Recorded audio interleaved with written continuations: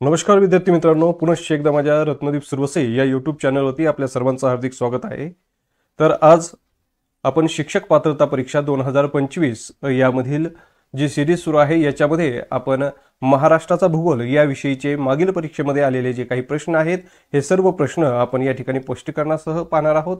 यामध्ये आज आपण 2013 ते 2021 या सालामध्ये पेपर क्रमांक 1 यामध्ये जे काही प्रश्न आलेले आहेत हे सर्व प्रश्न स्पष्टीकरणासह घेतलेले आहेत। तर याच्यामधील जो पहिला प्रश्न आहे हा काय आहे तो आपण या ठिकाणी पाहूयात। तर बघा, महाराष्ट्रातील सह्याद्री पर्वतीय प्रदेशात आढळणाऱ्या प्रमुख आदिवासी जमाती कोणत्या? असं जे अचूक उत्तर आहे ते म्हणजे मित्रांनो पर्याय क्रमांक 2 वारली कोकणा। बघा, वारली कोकणा हे या प्रश्नाचं उत्तर आहे। तर महाराष्ट्रात भिल्ल ही आदिवासी जमात जास्त आहे। मध्य प्रदेश आणि केरळ प्रदेशात तसंच दमण व दीव यामध्ये या जमातीची टक्केवारी सर्वात जास्त होती आणि आदिवासी लोकसंख्येच्या आकारमानानुसार महाराष्ट्र राज्य भारतात दुसऱ्या क्रमांकावर आहे। महाराष्ट्रात 45 आदिवासी समूह आहेत।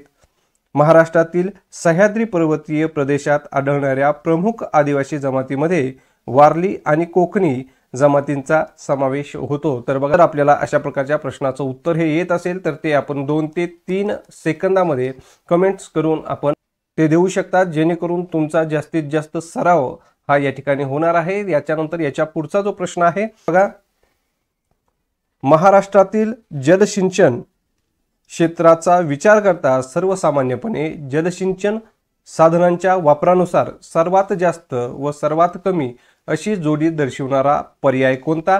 अशा प्रकारचा प्रश्न आहे। हा प्रश्न 2021 च्या महा-टीईटी पेपर क्रमांक 1 यामध्ये आलेला होता आणि या प्रश्नाचं जे अचूक उत्तर आहे ते म्हणजे पर्याय क्रमांक 3 विहीर आणि उपसा। सर्वात जास्त वापर विहीर। तर महाराष्ट्रामध्ये सर्वात जास्त वापरले जाणारे जलसिंचन साधन जे आहे ते म्हणजे विहीर आहे आणि विहिरी खाजगी मालकीच्या असतात आणि त्यांचा वापर लहान शेतकरी करतात। तर सर्वात कमी वापर जो आहे तो म्हणजे उपसा। उपसा हे सर्वात कमी वापरले जाणारे जलसिंचन साधन आहे। उपसा यंत्रणेसाठी विजेची आवश्यकता असते आणि ती महाग असते, त्यामुळे उपसा हा जलसिंचनाचा जो स्रोत आहे हा कमी प्रमाणामध्ये वापरला जातो। पेंच, नवेगाव व चांदोली हा गट प्रामुख्याने कशाशी संबंधित आहे? हा प्रश्न सुद्धा 2021 च्या महा-टीईटी परीक्षेला आलेला आहे आणि या प्रश्नाचं जे अचूक उत्तर आहे मित्रांनो ते म्हणजे पर्याय क्रमांक 3 राष्ट्रीय उद्याने। बघा, पेंच, नवेगाव व चांदोली हे राष्ट्रीय उद्यान आहेत। तर महाराष्ट्रामध्ये एकूण 6 राष्ट्रीय उद्यान आहेत। त्याच्यामध्ये एक जो आहे तो म्हणजे ताडोबा 1955, दुसरा जे आहे ते नवेगाव हे 1972 मध्ये झालेला आहे। त्यानंतर पेंच जे आहे ते 1983 आणि पेंच हे जे उद्यान आहे, पेंच हे जे उद्यान आहे ते सर्वात लहान आहे बघा। त्यानंतर संजय गांधी जे उद्यान आहे ते 1969 मध्ये आहे। त्याच्यानंतर गुगामल 1974, गुगामल हे जे उद्यान आहे हे सर्वात मोठे उद्यान आहे। चांदोली 2004, पेंच राष्ट्रीय उद्यान हे मध्य प्रदेश आणि महाराष्ट्राच्या सीमेवर असलेल्या शिवनी आणि छिंदवाडा जिल्ह्यामध्ये येते। चांदोली राष्ट्रीय उद्यान हे सांगली येथे आणि महाराष्ट्र राज्यातील सातारा, कोल्हापूर आणि रत्नागिरी जिल्ह्याजवळ आहे। 2004 मध्ये हे राष्ट्रीय उद्यान म्हणून घोषित करण्यात आलेलं होतं। नवेगाव राष्ट्रीय उद्यान हे उद्यान गोंदिया जिल्ह्याच्या दक्षिणेला वसलेलं आहे। यानंतर याच्या पुढचा प्रश्न बघा, तर महाराष्ट्रातील जिल्हे व त्यात प्रामुख्याने आढळणारे खनिज यांची अयोग्य जोडी दर्शवणारा पर्याय कोणता? 2019 च्या टीईटी पेपर क्रमांक 1 ला आलेला हा प्रश्न आहे आणि या प्रश्नाचं जे अचूक उत्तर आहे ते म्हणजे पर्याय क्रमांक 3 सिंधुदुर्ग व गडचिरोली मॅग्नीज हे जे पर्याय आहे हा चुकीचा पर्याय आहे मित्रांनो। तर बघा, मॅग्नीज या खनिजाचे नागपूर व भंडारा जिल्ह्यात विपुल साठे आणि सिंधुदुर्ग जिल्ह्यात काही प्रमाणामध्ये आढळून येतात। मॅग्नीजचा उपयोग फेरोमॅग्नीज, लोखंड व पोलाद उद्योगात तसेच बॅटरी सेल उद्योगात केला जातो।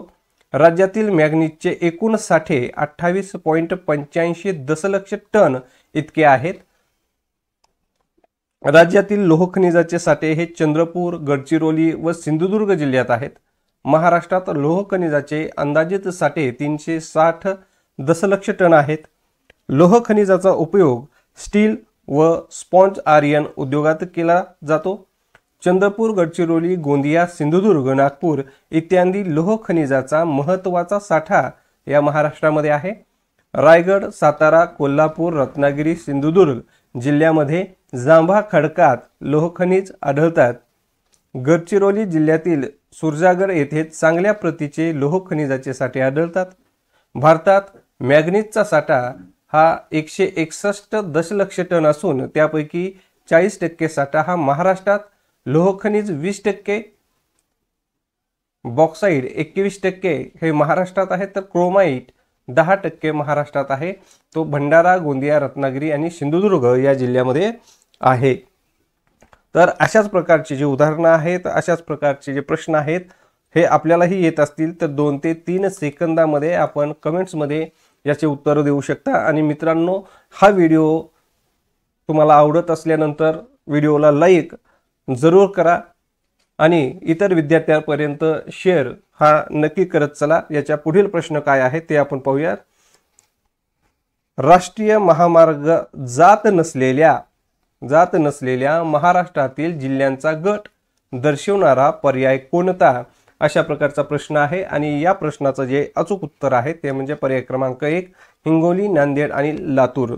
तर बघा, हिंगोली राष्ट्रीय महामार्ग हिंगोली, नांदेड, लातूर या जिल्ह्यातून जात नाही आणि म्हणून पर्याय क्रमांक 1 हिंगोली, नांदेड, लातूर हे या प्रश्नाचं अचूक उत्तर असणार आहे.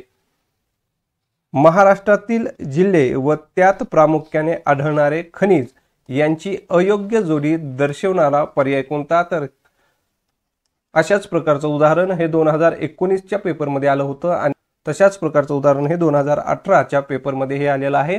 तर याचं जे अचूक उत्तर आहे ते म्हणजे पर्याय क्रमांक 3 गोंदिया, यवतमाळ लोह खनिज अशा प्रकारचा पर्याय हा अयोग्य आहे. कारण की बघा, राज्यातील महत्त्वाचे लोह खनिजाचे साठे हे चंद्रपूर, गडचिरोली आणि सिंधुदुर्ग या जिल्ह्यामध्ये आहेत. मात्र या ठिकाणी गोंदिया व यवतमाळ जिल्ह्यामध्ये लोह खनिज दिलेला आहे, म्हणून हा पर्याय चुकीचा आहे. तर महाराष्ट्रात लोह खनिजाचे अंदाजित 360 दशलक्ष टन एवढा साठा आहे. लोह खनिजाचा उपयोग स्टील व स्पॉन्ज आयर्न उद्योगात केला जातो. चंद्रपूर, गडचिरोली, गोंदिया, सिंधुदुर्ग, नागपूर इत्यादी लोह खनिजाचा महत्त्वाचा साठा महाराष्ट्रात आहे. गोंदिया, गडचिरोली, चंद्रपूर, नागपूर टेन्कोनाइट खडकामध्ये लोह खनिज आढळते. रायगड, सातारा, कोल्हापूर, रत्नागिरी, सिंधुदुर्ग जिल्ह्यामध्ये जांभा खडकामध्ये लोह खनिज आढळतात. गडचिरोली जिल्ह्यातील सुरजागड येथे चांगल्या प्रतीचे लोह खनिजाचे साठे आढळतात. बॉक्साईड प्रामुख्याने या खनिजापासून ॲल्युमिनियम धातूची निर्मिती होते आणि सिमेंट उद्योगातही याचा वापर करण्यात येतो. हे खनिज कोल्हापूर, रायगड, ठाणे व सातारा जिल्ह्यातील डोंगर माथ्यावरील घरात आढळते. भारतात आढळणाऱ्या एकूण बॉक्साईट साठ्यापैकी 21% बॉक्साईटचे उत्पादन हे महाराष्ट्रात होते. महाराष्ट्रातील बॉक्साईट हे उच्च प्रतीचे असून ते राज्यात सुमारे 68 दशलक्ष साठे आहेत. बॉक्साईटचे साठे हे महाराष्ट्रामधील जांभ्या मृदेत रायगड, कोल्हापूर, ठाणे, रत्नागिरी, सिंधुदुर्ग, सांगली, सातारा आणि पालघर या जिल्ह्यामध्ये आहेत. मध्य प्रदेशाच्या सीमेशी लागून महाराष्ट्रातील जिल्ह्यांचा गट कोणता 2017 साली हे प्रश्न आलेला आहे. आणि या प्रश्नाचं जे अचूक उत्तर आहे ते म्हणजे पर्याय क्रमांक 4 धुळे आणि बुलढाणा. तर बघा, महाराष्ट्रातील जिल्ह्यांची सीमा गुजरात हे जे राज्य आहे तर गुजरात राज्याला पालघर, नाशिक, धुळे, नंदुरबार या जिल्ह्यांच्या सीमा लाभलेल्या आहेत. मध्य प्रदेश राज्याला नंदुरबार, धुळे, जळगाव, बुलढाणा, अमरावती, नागपूर, भंडारा, गोंदिया या जिल्ह्यांच्या सीमा लाभलेल्या आहेत. तर छत्तीसगड याला गोंदिया आणि गडचिरोली या जिल्ह्यांच्या सीमा लाभलेल्या आहेत. तेलंगणा या राज्याला गडचिरोली, चंद्रपूर, यवतमाळ, नांदेड या सीमेला लागून आहेत. तर कर्नाटक राज्य हे नांदेड, लातूर, धाराशिव, सोलापूर, सांगली, कोल्हापूर आणि सिंधुदुर्ग या जिल्ह्यांच्या सीमेला लागून आहे। गोव्याला सिंधुदुर्ग हा जिल्ह्याच्या सीमा आहे, तर दादरा व नगर हवेली याला पालघर या जिल्ह्यांच्या सीमा लागून आहेत। महाराष्ट्रातील जलसिंचन क्षेत्राचा विचार करता सर्वसामान्यपणे जलसिंचन साधनांच्या वापरानुसार योग्य चढता क्रम दर्शवणारा पर्याय कोणता? हा प्रश्न 2017च्या टीईटी परीक्षेसाठी आलेला आहे आणि या प्रश्नाचं जे अचूक उत्तर आहे ते म्हणजे पर्याय क्रमांक 2 उपसा, तलाव, कालवा, विहीर। तर बघा, महाराष्ट्रातील जलसिंचन क्षेत्राचा विचार करता जलसिंचन साधना वापरानुसार योग्य चढता क्रमांक दर्शवणारा पर्याय म्हणजे उपसा, तलाव, कालवा आणि विहीर। कारण उपसा हा सर्वात कमी जलसिंचनाचा उपयोग होतो, त्याचप्रमाणे तलाव, कालवा आणि सर्वात जास्त जो जलसिंचन क्षेत्राचा वापर केला जातो तो म्हणजे विहीर आहे। म्हणून या ठिकाणी उपसा, तलाव, कालवा, विहीर हा पर्याय योग्य असणार आहे। महाराष्ट्रातील सातपुडा पर्वतीय प्रदेशात आढळणाऱ्या प्रमुख आदिवासी जमाती खालीलपैकी कोणत्या आहेत? हा प्रश्न 2017 सालच्या टीईटी परीक्षेला आलेला आहे आणि या प्रश्नाचं जे अचूक उत्तर आहे ते म्हणजे पर्याय क्रमांक 2 भिल्ल आणि कोरकू। तर बघा, गोंड ही जी जमात आहे ही जमात प्रामुख्याने चंद्रपूर, गडचिरोली आणि नांदेड या जिल्ह्यामध्ये पाहायला मिळते। भिल्ल ही जी जमात आहे ही धुळे, जळगाव, नंदुरबार आणि नांदेड या जिल्ह्यामध्ये।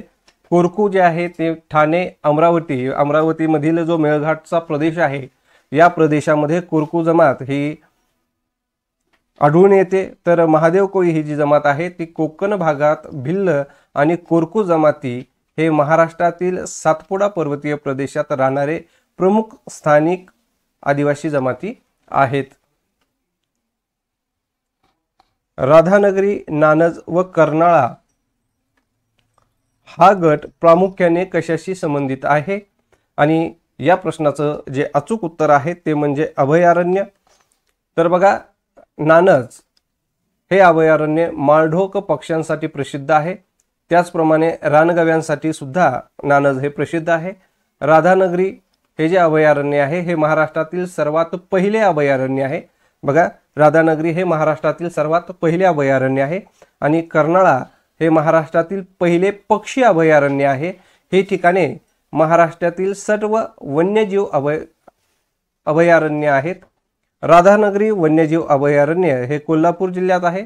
नानज हे पक्षी अभयारण्य सोलापूर जिल्ह्यात आहे आणि कर्नाळा पक्षी अभयारण्य हे रायगड जिल्ह्यामध्ये आहे। राष्ट्रीय महामार्ग जात नाही असा महाराष्ट्रातील जिल्ह्यांचा गट खालीलपैकी कोणता?